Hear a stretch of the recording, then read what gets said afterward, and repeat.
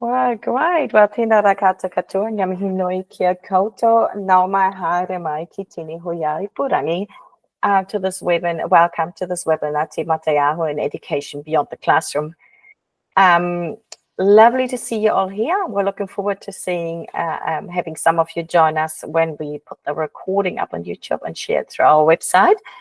But before we get started, let's get into karakia. Kia hora te marino, kia whakapapapuna mo te moana, hei hua rahi ma tātou I te rangi nei.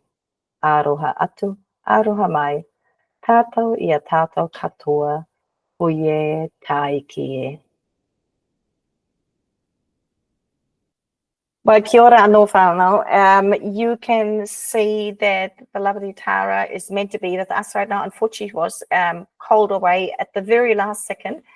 So you will have to listen to me instead by myself. But Tara has put content into the presentation. I will do my very best to tell you about what she has put together. As you know, Tara is a Principal Advisor Learning at the Museum of New Zealand Te Papa Tongareba, and I am still Education Manager at the Waitangi Treaty Grounds. And we were really keen to speak with you about Te Mataiaho and what it means in our context. So I hope this will be an interactive session where, while we have prepared some content, you will have plenty of opportunity to contribute towards that, because all of us will learn with and from each other. So what we want to start with is talking about the curriculum in general. The wonderful Ra Hansen has done a great webinar for us last month, and you can watch the recording of this on YouTube. And there are certain points that we thought were really worthwhile recapping and reiterating. Then we want to look into the refresh of the curriculum in general and have a look at where do we actually find all this kind of information. Where is this available online? Now, I will try to put the links into the chat at the same time here, so please, apologies if I'm looking off your screen every now and then to make sure I find the link for you. So the link to the webinar is in the chat. If you are looking through this, you will find that Ra pulled out certain key aspects of the curriculum that she thought were really important, and those ones were here related to the 6 government priorities. They really wanted to establish a clearer curriculum that is knowledge-rich and grounded in the science of learning. Better approach literacy and numeracy, because we do know that literacy and numeracy are the basis for good learning, no matter what area you go into. They also wanted to go and put in a priority onto smarter assessment and reporting, and there has been a bit about this in the news lately. And of course, improve teacher training, provide stronger learning support, and then use data and evidence to drive improvement and achievement. Now, we do fit into this, but we are not the ones who are delivering the majority of this. However, by us understanding where that Te Mataiaho, that curriculum document comes from, we might be able to see where we connect. I have got the whakapapa up here on the screen, and Ra was pulling out certain aspects that she thought were really important. Now, where we can probably all see a really strong connection. Just trying to see if I can annotate that a little bit so you can see my pen. We'll see if that's going to work. Over here, we've got the connection to place and community. We are providing learning in the community. We are connected to our local places. So you can see that a curriculum that is connected to us, that whakapapa is really important in the build-up of this curriculum. Now, there has been a lot of emphasis on Mātaiaho, the school curriculum design and review, and that is still ongoing. But where, again, the culture and heritage places really closely fit in, and any of us beyond the classroom, is the weaving of learning within and across learning areas, the Mātaiaho aspect at the bottom left of your screen here.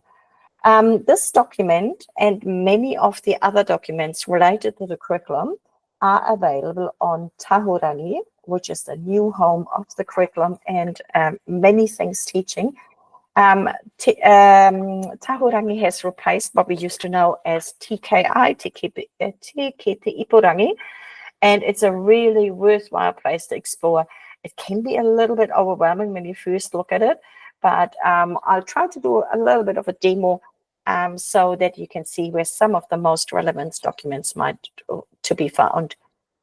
So moving on from the whakapapa of Te Mataiaho, where it comes from, how we connect, Ra talked about how those different aspects here relate to the why, the how, and the what of the learning. And if you're like me, a fan of Simon Sinek and the Golden Circle, you can probably see the why we're learning this is really important to me, at least how we're going about that, connecting to place and community. And then, you know, at the bottom, what is being learned makes a lot of sense. So looking at that curriculum that is still in the refresh process, there is a timeline attached to this, and you can see lots and lots of things going on for teachers in the classrooms. So we are currently in term 1. The mandated learning areas, what they have had to use since the start of the year is English, year 0 to 6, Te Reo Rangatira, same year levels, and then mathematics and statistics, year 0 to 8, as well as Pangarau. So those teachers have had 2 new curriculum documents. At the same time, English and Te Reo Rangatira for the older students, as well as maths and statistics for the older students, is being consulted on. And those will be implemented later on. But you can see it just continues like that. Consultation, formal issues in term 3, and then consultation going live. As the education manager at Waitangi, of course, social sciences is of specific interest to me, and there will be areas in there for each and every one of you where you go like, oh, I want to keep an eye out for that. Where you can find this kind of information is hopefully the right file. Where you can find this kind of information is in Tahurangi, but I've also got a direct link here for you in the chat if you want to have a look at that chart yourself. But let's go and have a look what this Tahurangi actually looks like.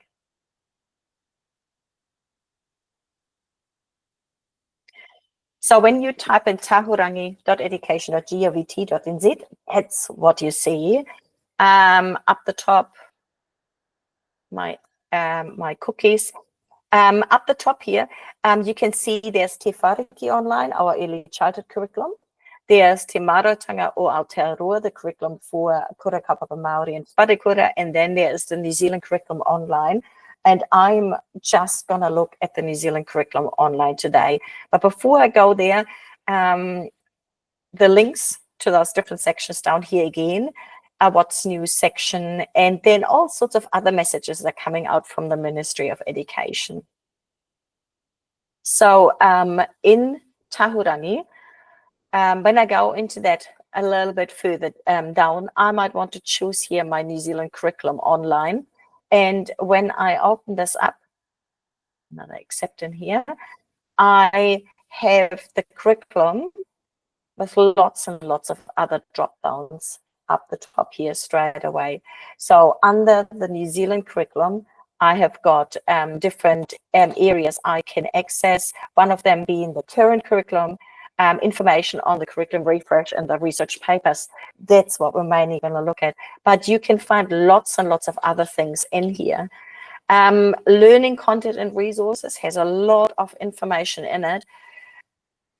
It really pays to pick out a section at a time and just to go through some of those different aspects. So New Zealand curriculum being the one we're looking at today.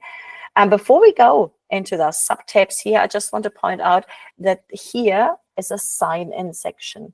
To sign in into the site, you still see the same content as if you're not signed in, but you need to have an education sector login. Those of you that have an education or teacher background, you might have an education sector login. It's like your real me for teachers. If you don't, it is a little bit complicated.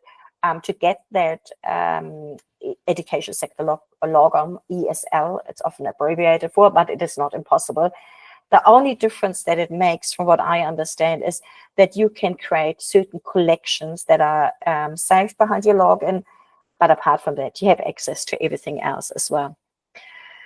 So our subtabs under New Zealand curriculum are the current curriculum, the refresh, and some research and background papers. A lot of our emphasis lately has been on the refresh.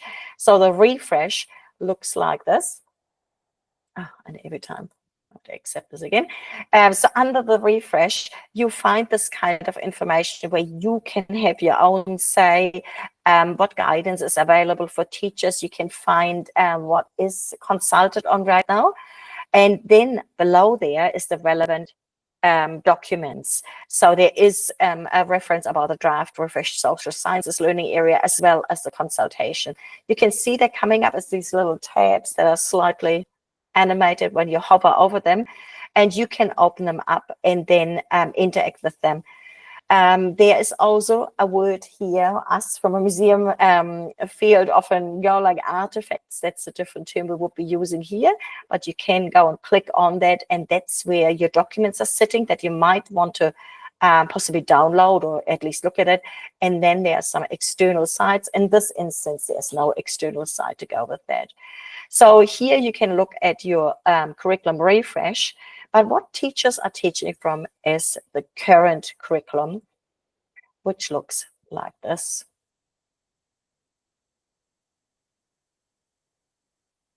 Eventually, I will hopefully go there.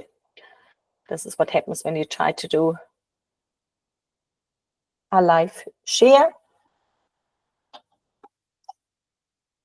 Let's just quickly refresh that tab. Obviously, the bits and bytes are rather slowly moving between the far north and the rest of the country.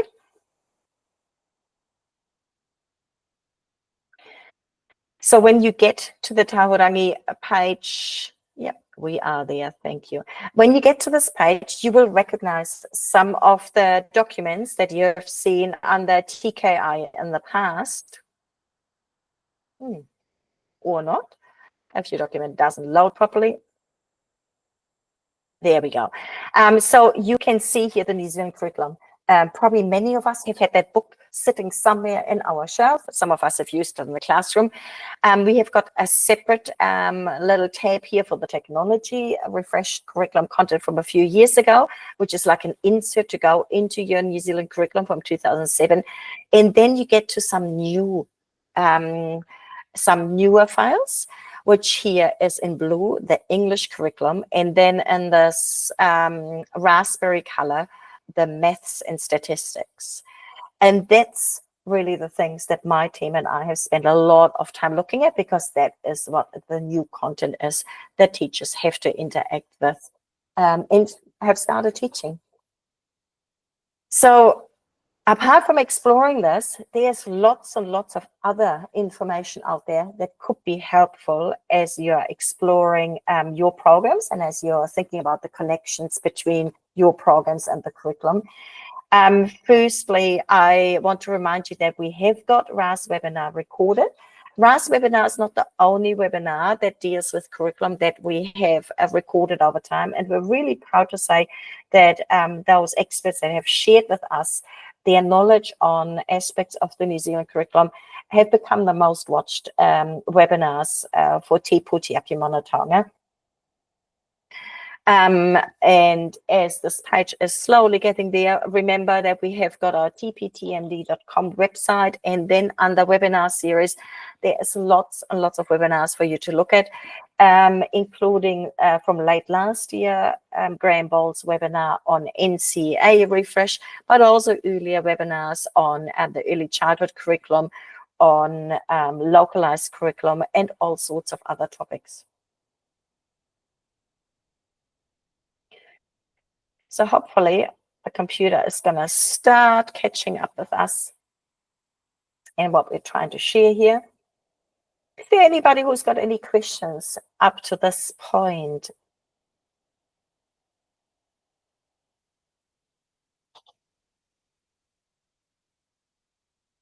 Feel free to unmute yourself if you like.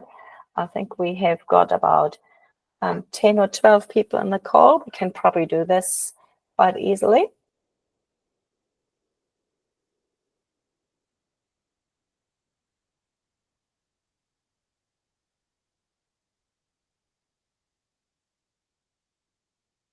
No, not at the moment. Great.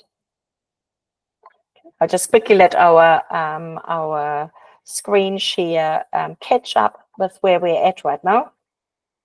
Must have gotten a little bit confused with me going through the different pages. Here we are back. Now the curriculum, just like a lot of teacher staff, uses a lot of jargon.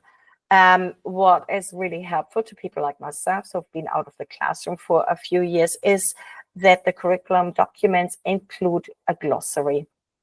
So there's lots of terms in there that I explained quite well. I believe, what an abstract noun is for foreign language speaker is something I really appreciated, that there was an explanation in there.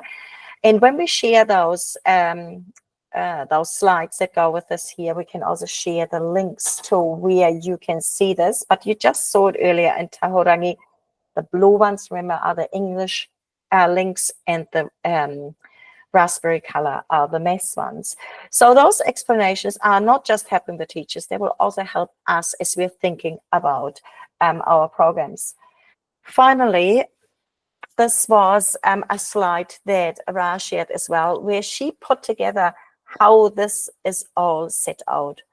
So just like with some of the other curriculum areas like Aotearoa and New Zealand's histories, which we've looked at for a couple of years now, there's an understand, know, and a do. And within that, there is, for each learning area or subject, an explanation. So what are children understanding? In this case, maths and statistics, the patterns and variation, logic and reasoning, visualization and application. There's knowledge areas or divided into strands: number, algebra, measurement, geometry, statistics, and probability. And then there's our do strategies. So what are the children actually doing with this knowledge to reach that understanding? The investigating, representing, and connecting situations, also generalizing, explaining, and justifying findings. Now, just like in Aotearoa New Zealand's histories, there is a progression over the years from our young learners to our older learners. The learning is becoming more complex over time. What we've got on this screen here is the so-called phase 1, our new entrants right up to year 3 learners.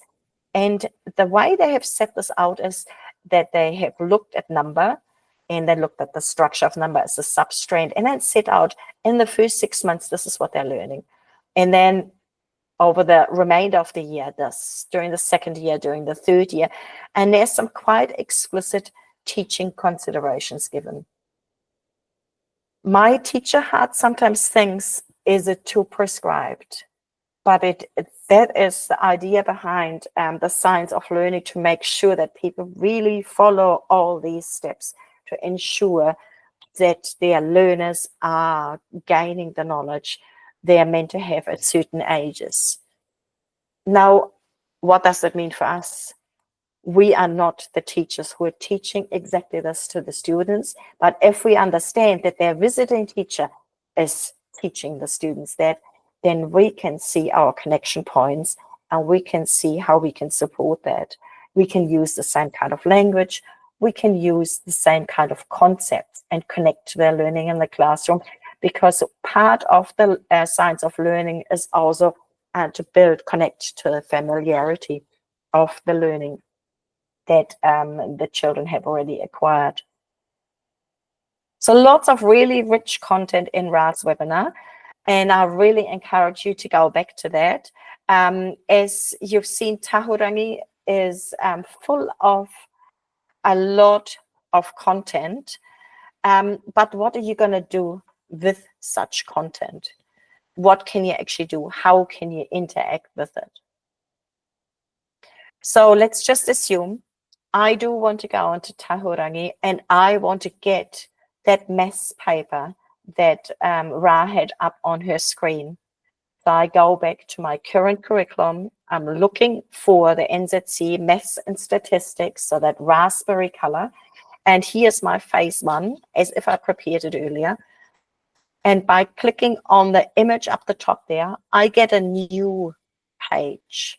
Now on that page is actually also the other phases of maths, but it straight takes me to that page, and my quick links are up the top. So I might want to look at the whole phase 1. I might just want to look at some of the progress outcomes, teaching sequences. There's all sorts of things ways I can interact with that. There's a description about the resource, and here's my download button. Same button as in many other places. I can also just go and click on any of those hyperlinks. And there I am. This is what Ra had on her slide, if you remember. And then I can look into the different parts that she had on her slide in a bit more detail than before. Now, what have I done in Waitangi? That's what I want to show you in the second part of our slides. Now, has anybody been here and explored Tahurangi a little bit yet? Anybody who wants to share a bit of their experience with Tahurangi?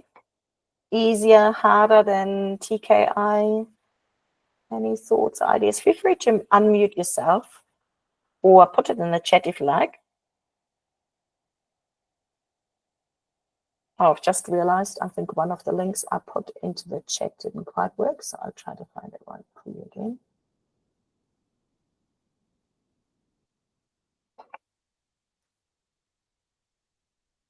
Maybe it's a school holiday thing to explore Tahurangi, to give it some time.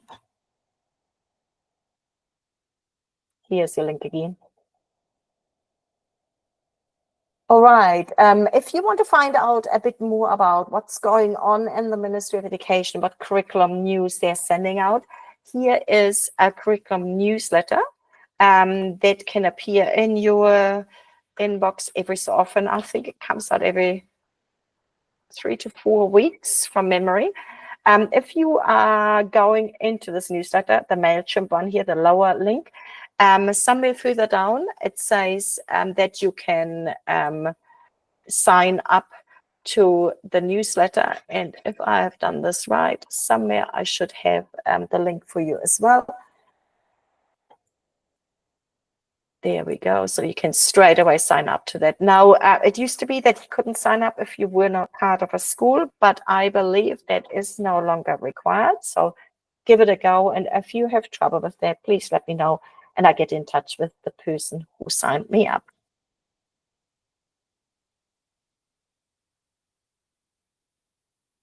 I hope none of you have fallen asleep. We're still all good to go? Awesome. Thanks so much, Kirsty. All right. Well, what have the Waitangi team? Oh, well done, Megan. What are the Waitangi team doing? Now, this is not about saying the Waitangi team does everything perfectly or so. This is about saying this is one team who has spent quite a bit of time looking at this curriculum document, and this is how we went about it. Now, what I want to start with is our little whakatauki there, ko te pai tāwhiti, whaia kia tata, ko te pai tata, whakamaua kia tina. This is our whakatauki that goes with our value of whakarereke, seek out distant horizons and share those you attain. It's really full credit to the lovely ladies who are on my team that forever they are thinking about what are we doing well, what could we be doing better. And so looking at what the curriculum is doing wasn't too surprising for us. It's something that my team, I'm really fortunate, have been doing for a while. But at the beginning of the year, that looked rather interesting. And I don't know if you can see me on the little screen right now, but there's a lot of paperwork that we printed out and put sticky notes all over it and highlighted all over it.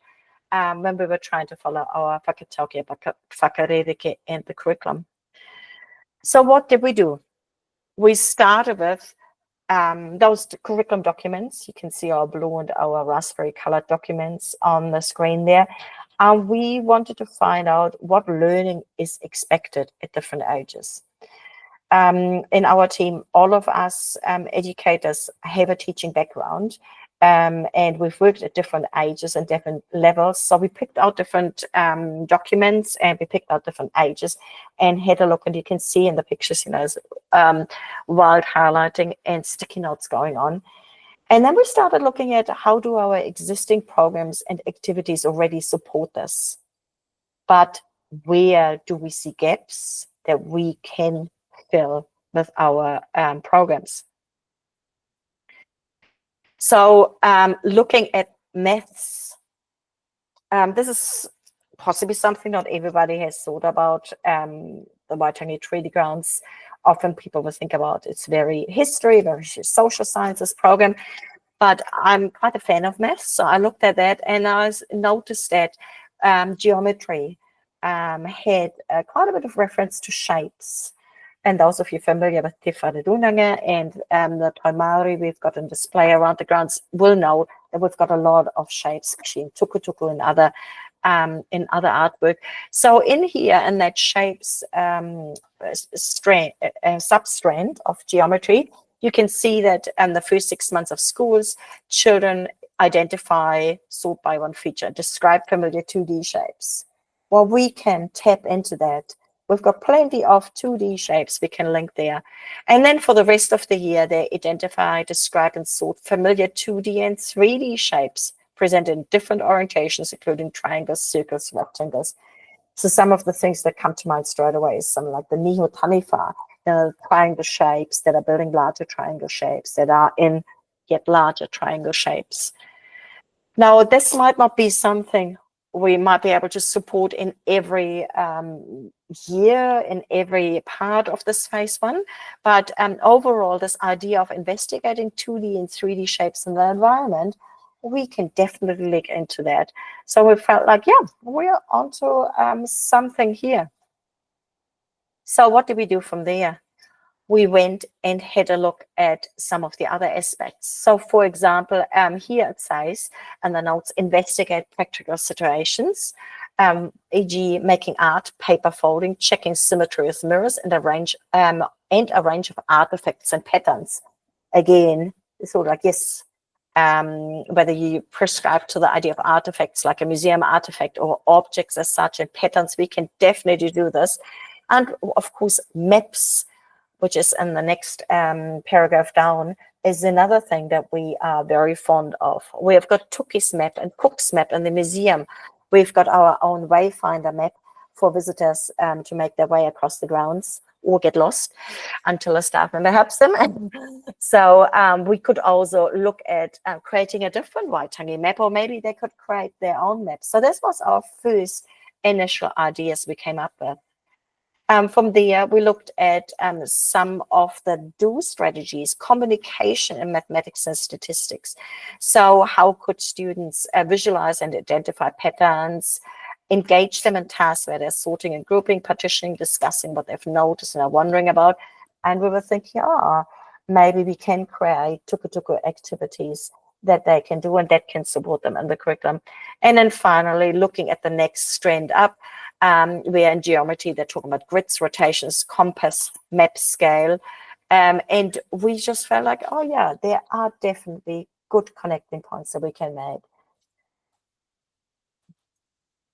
Now, it's not just the curriculum document that added to our pile of papers. We wanted to understand other ways of how learning progressions are being put together.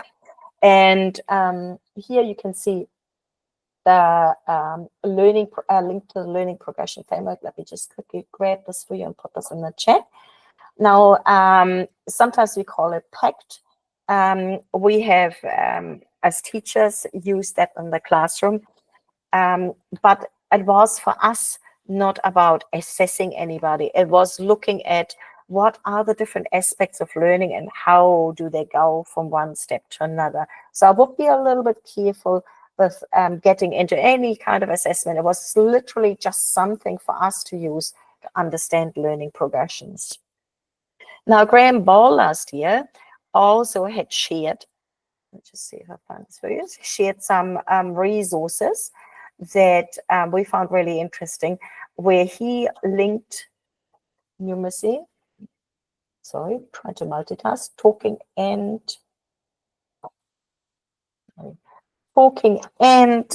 copying links did just not quite work. Now, he had some really interesting links about supporting numeracy at NCA level.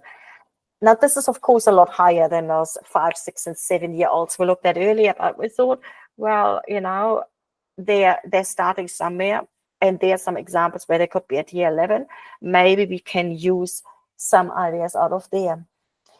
Classroom teacher use a whole host of resources, have for many years, and some of the books they're now using are not available to us yet. But some of the resources we have used in the classroom are available to anybody. And this one really spoke to us. Have you got maths eyes? This idea of putting your maths eyes on and looking at the landscape around you and finding shapes in there. So on the picture, you can see there the building. We probably can all recognize the triangle up the top.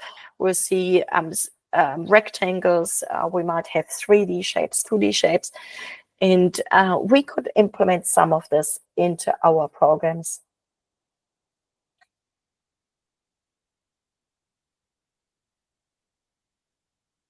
So what have we actually done from all this paper, all this looking at resources?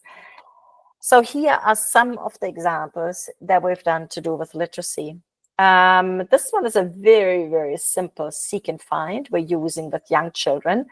In this instance, we are just trying to find things in the museum that have to do with their learning. And we are starting to get into this idea of people having signed documents, and they have used different ways of signing these.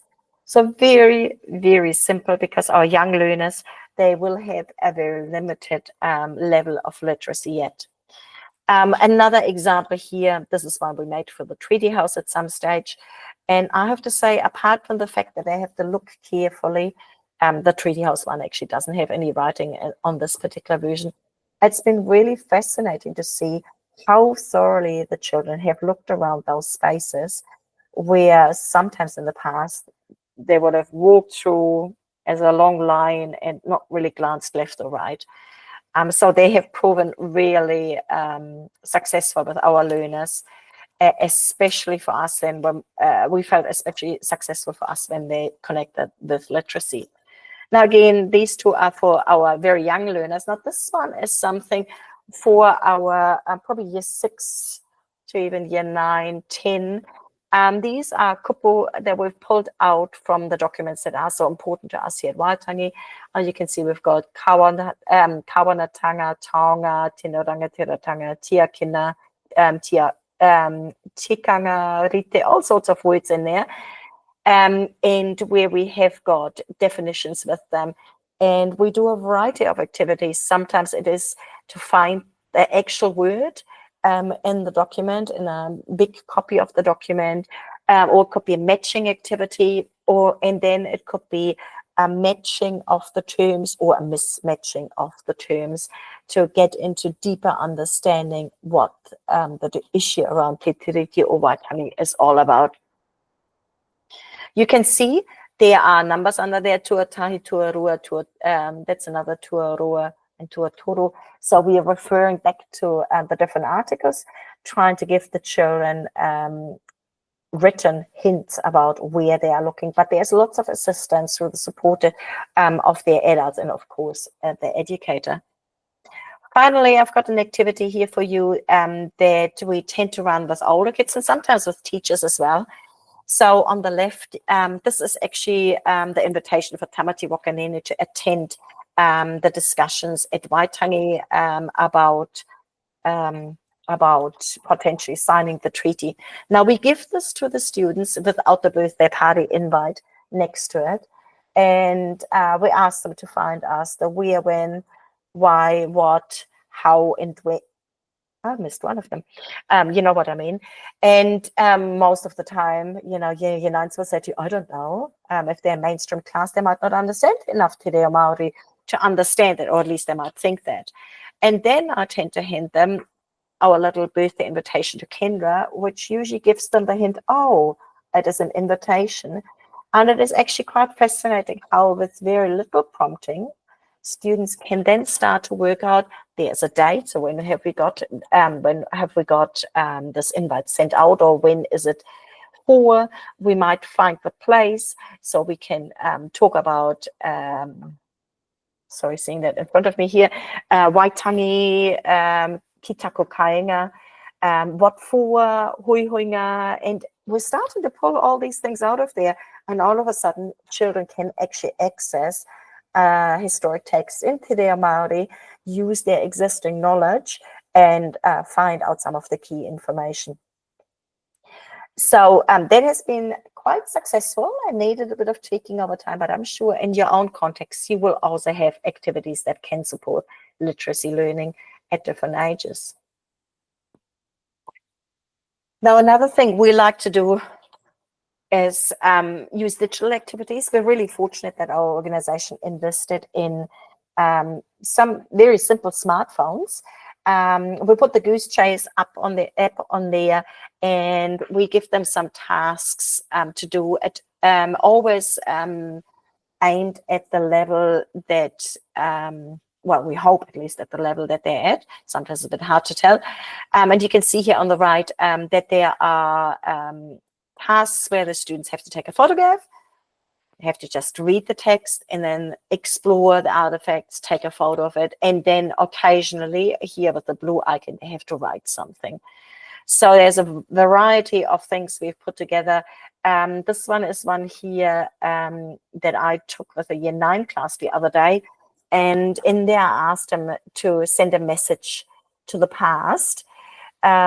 So first they took a photograph of themselves where the treaty was signed, then they sent a quick message back to Honehike or any of the other rangatira, and then I had the students record a very brief video of themselves, what they think of Te Tiriti or Waitangi today. How does this link to literacy? Well, there's reading, there's writing, there's making meaning, it's talking oral language, talking about their learning in there. And we got some fabulous reflections that the teachers then use back in the classroom to do some more work. Here's a few more examples. Here on the right, we have got one in Te Reo Māori for our Kura Kaupapa Māori. We did put it bilingual behind there, partly to support educators like myself who are not fully fluent in Māori. And here is a different approach to that, where we actually took photographs of a detail of an object or an image in a museum, and they have to go and find the full image and take a photograph of that. So all about looking really carefully. Now, while some of these, you know, feel like, oh, kids are just taking a photograph, or just goes in the phone, there's always lots of discussion about that, and that goes hand in hand with the English curriculum, with the oral language in there. And finally, lots of practical activities. Toia Mai Te Punga is an activity where the children have to figure out how to create an anchor for a waka and how to fill it up and how many people it takes to pull the anchor up. We've probably talked about this before, where we go and have a go at signing our own, putting our own tohu on a document, like an attendance certificate. We sometimes use jigsaw puzzles as an as a rotation activity with some of the literacy activities. And here is one of the examples where students use digital technology to tell their stories. So going across the curriculum. So these are just some of the things we have been doing, or we're really keen to find out what other people are doing. We will be so glad to get some more inspiration from you. And this is the questions we're posing for you right now. Now, how do your current programs and activities link with Te Mataiaho? And what adaptations or changes could you or will you make to support that new learning from here? So I'm just going to mute myself, and hopefully someone is going to unmute themselves and do a bit of sharing. If you want to, feel free to put up your hand or just grab the mic and go.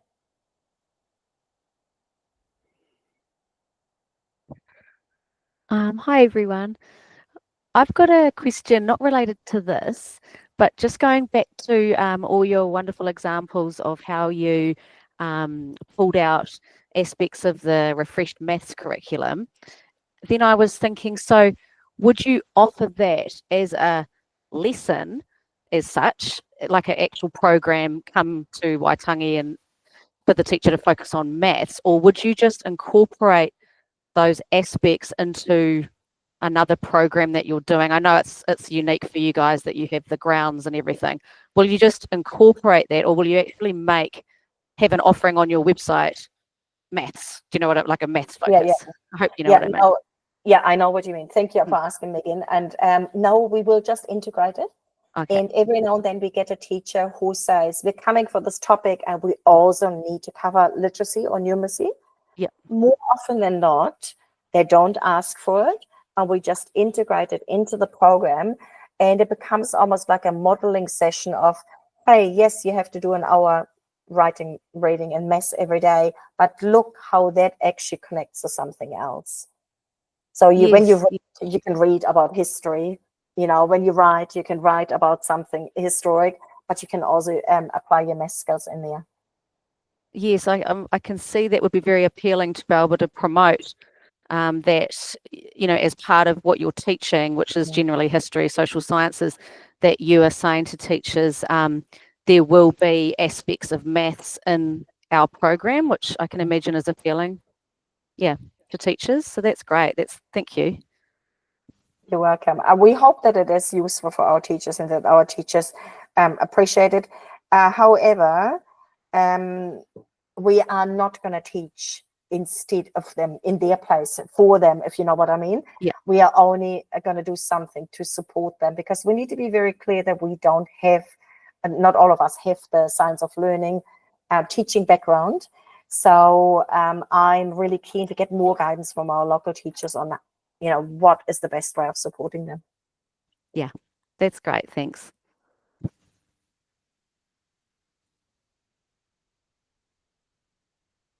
Has anybody else had a thought about their programs and their activities and how that might link with the curriculum, or will link if you were to make any changes?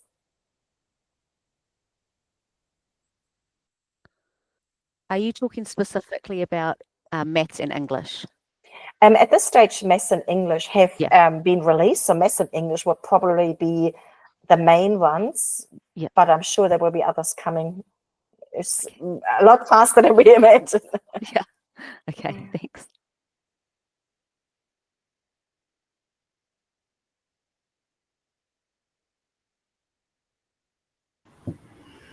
Hey, kia ora, thanks, Monika. Hey, I just wanted to say, I don't know that we consciously do this at all, but I think we probably do. And I think just listening to this, I'm thinking back to all of our programs and going, oh, yeah, actually, yeah, that is it. So it's really handy to just kind of reframe all of these kind of, you know, curriculum links that we get so kind of funneled into what we're teaching and the subject we're teaching, but all the other thing. I mean, I think that one thing that we've started to do in our programs is to talk more about our spaces, our physical spaces, and to talk about the idea, for instance, we have an art gallery as part of our museum complex, and to talk about public spaces, and that this is a public space and what the function of an art gallery is. And I think that's been really overwhelmingly interesting to the children, because they don't even think that an art gallery is a place that they can come to, and that an art gallery is a place that has lots of art hidden away in a room that they don't see, and all those kind of things. So though that might not be necessarily included in this curriculum, it is kind of a learning that I think is really important, and is kind of outside of necessarily the kind of the content of the lesson itself. So yeah, thanks for all of these thoughts, and I guess we will go back to thinking about how we already do some of these things, but we're possibly not conscious of it. And I think that's the key, isn't it, to just re-examine what we already do, what we know works well, and then just making sure, you know, is that tag the games. I mean, we don't want to tag everything we do, but that will make it easier for the teachers to also see that there are big changes in their life, in their professional life, but actually a lot of the things they have been doing in the past is also, okay, is also supporting that. And while you just said it, Kirsty, about the art gallery, I mean, a lot of the learning that our children are doing was always framed explicitly under the key competencies, managing self, relating to others, how do I behave when I go outside the classroom? What do my school values look like on another space? And we just had a group of 5-year-olds last week, and even if they don't remember anything of the content we covered, they experience what is it like when you go on the bus and you take your lunch bag and you have to take your bag somewhere, and then you walk up the hill and you walk into a building that's dark and you walk into a light building, all these kind of things as a group that they might have done with mum and dad or not, is also really important learning especially for our little ones. Absolutely. Anybody else thinking about curriculum, programs, how it links with what the teachers are doing in the classroom?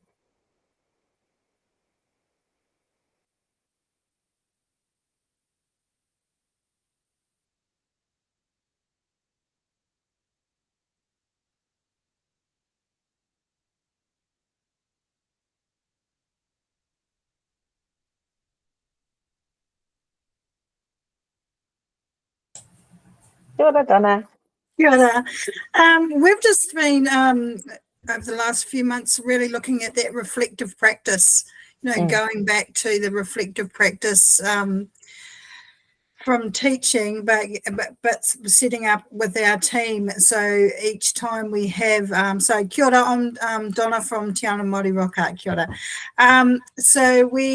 So that is something that we're looking at, obviously with this, the curriculum and everything in mind, but also building those relationships with the kaiakoa as well, and reflective practices. And I've just got off a phone call that was a bit late getting on.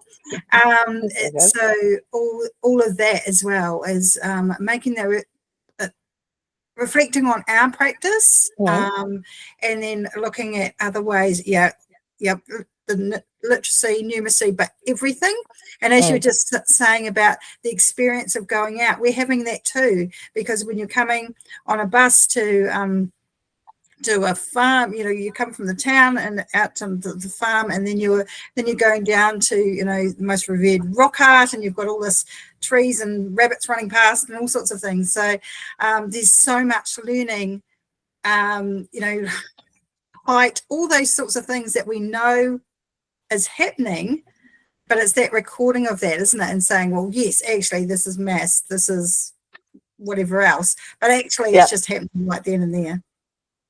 Yeah, I know what you mean, because those experiences for our rural kids in particular can be something very new. And I still remember one of our principals saying to me how after she watched her, I think it was year 6 or year 7 boys in the museum, our children are really good out on the sports field, and we need to practice what our values look like in a library or museum or something like that. And it's fair enough, you can't know everything all the time. Now, you were just talking about reflective practice, and I just want to do a little plug for one of or all of our online courses. They're still running on Future Learn. They're still free if you subscribe under the time limited. I'm sorry, I can't think of what exactly was called, but you can access them for free for a period of time. Yeah, because there was a bit for those that haven't looked into it yet, quite a bit on reflective practice on there that we did as a project team, and I've tapped back into that when I did some work with my team last year, and thought like there was some really good stuff that I could apply with them. So if anybody's interested in that, that's where the TPTMT courses live on Future Learn at the moment. Thank you so much for sharing, Donna. Is there anybody else who wants to tell us a little bit about what they're thinking about with their programs, curriculum, making the changes? Feel free to also use the chat if you prefer that over speaking on the mic. Hi guys. I just thought I'd just pop my head in and say thanks again, Monika. This is really, really useful. But I haven't quite got to the nitty-gritty that you guys have got to, but as far as the curriculum, in art galleries, it's always been like English is really, really closely connected to what we do in art galleries because of the text, the idea that any artwork is a text, and that's the emphasis has changed quite a lot because we don't have the viewing and presenting aspects of the new English curriculum, but they still refer, as they still refer to the idea of all sorts of different types of texts. And so I put out education kits for every unit I do with the schools, and they get the material written. And so I've only just got a little way along the track of implementing everything that I have. In my old kits, I used to have like how the English curriculum, the old English curriculum, fitted into the learning programs in the art gallery, and so the teachers could really, really clearly see how literacy works. Whatever the program is, and so I have updated that, which was really a really good thing to do. So, and updating that was really good for me personally because it helped me to understand myself, how the new emphasis, the slight emphasis, because you're looking for things that you're still teaching language, in the same way. You're still teaching the same language, but you're looking for how the new language and the new emphases are going to work in the gallery situation. So I thought that was really worthwhile. And I don't know how many of you guys do kind of sort of kits where you make reference to the curriculum aspects of the curriculum and stuff like that, but that's just such a great way to get to know it and to communicate it, and then later after the visit the teachers can come back, before the visit and after the visit they can come back and they can say that this is how it fits in and specifically to this curriculum area, because when you visit an art gallery you might not think it's English, but it's all sorts of things, but English is just like the main one, and so it changing was a bit scary for me because I have to what am I going to do now? But it's actually been quite interesting to allow me to look at it more closely. Anyway, I'll stop talking now. That's great. Thank you so much for sharing, Esther. And yes, those of us who are creating kits to go with our programs and our units, great opportunity to reflect on what we're doing. Great advertising as well, because schools are probably in many parts of the country a bit nervous about, can we take time out to go on a field trip to do this kind of learning, and if we can assure them that what we're doing is supporting what they're doing in the classroom, that will be helpful. And we've indeed had a few teachers at the end of last year that specifically said, yes, we know that this supports what we're doing in the classroom and we feel comfortable with it. But I've just jotted a little note down that I need to just double check that my teacher handbook is all up to date as well. And it's been great hearing from everybody about what you are up to and where your thinking is going at the moment. Please feel free to keep the discussion also going on Facebook if you're a Facebook user. But I also would like to invite you to our next webinar on the 17th of April. It's going to be a drop-in session, just reflecting on term 1, looking ahead at term 2. It will not be recorded. And for those of you that want to, you feel free to grab the link now. Otherwise, it will be in the newsletter that Jacinda's gonna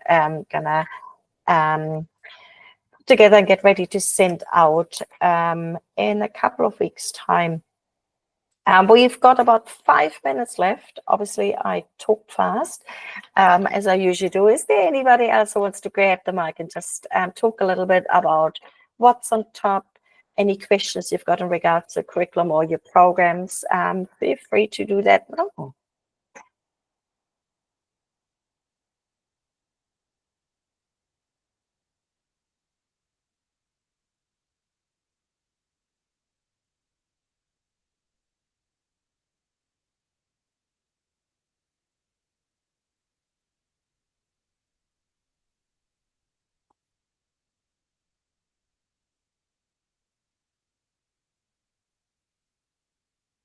Looks like we're all good for now. Yeah, is that the general feeling? Feel free to use any of our reactions down the bottom or raise your hand if I have rushed you too much. Thanks, AJ. Really appreciate it. You're awesome. Thanks, Esther. Love the emojis. Charles has raised his hand. Charles, please go ahead and unmute yourself. Sorry, I just clicked the wrong button. Must be 4:30 in the afternoon. It must be 4:30 in the afternoon. Well, should we just wrap it up and I'll go home 4 minutes early? I don't think anybody will mind. We've all worked very hard this term. Let's just finish with our karakia whakamutunga. Onuhia, onuhia. Onuhia ki te uru tapunui. Kia wātea, kia mama, te ngākau, te tinana, te wairua i te ara takata. Ko ra I rongo, whakairia ake ki runga. Kia tina, hoie, tai ki e. Kia ora I te whānau. Thank you so much for joining us today again. Hopefully we get to see you on the 17th of April in our drop-in one.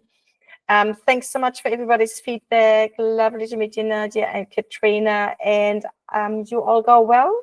And we will see you in a few weeks at the drop-in webinar. Hei konara.